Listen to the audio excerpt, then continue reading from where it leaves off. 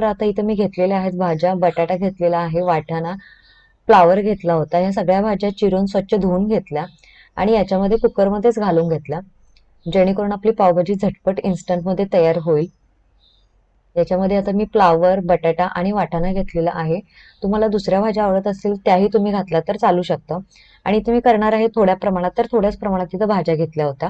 आणि त्याचबरोबर मी tomato, bit घेतलं होतं आणि याच्यामध्ये शिमला मिरची घालून घेतली. बीट यासाठी मी वापरलेलं आहे की जेणेकरून आपला कलर छान येईल. चवीनुसार मीठ घातलं, लाल तिखट घालून घेतलं 1 चमचा आणि थोडंसं पाण्याचा वापर करून कुकरला शिट्टी येण्यासाठी बंद करून दिलं.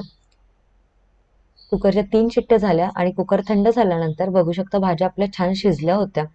त्यानंतर गॅस पुन्हा चालू केला आणि भाज्या मॅशरच्या सहाय्याने छान अशा मॅश करून घेतल्या. भाज्या जोपर्यंत आपल्या छान मॅश होत नाहीत परफेक्ट प्रमाणात तोपर्यंत मॅश करत राहायचं. आणि सगळ्यात शेवटी याच्यामध्ये मी घातला पावभाजी मसाला.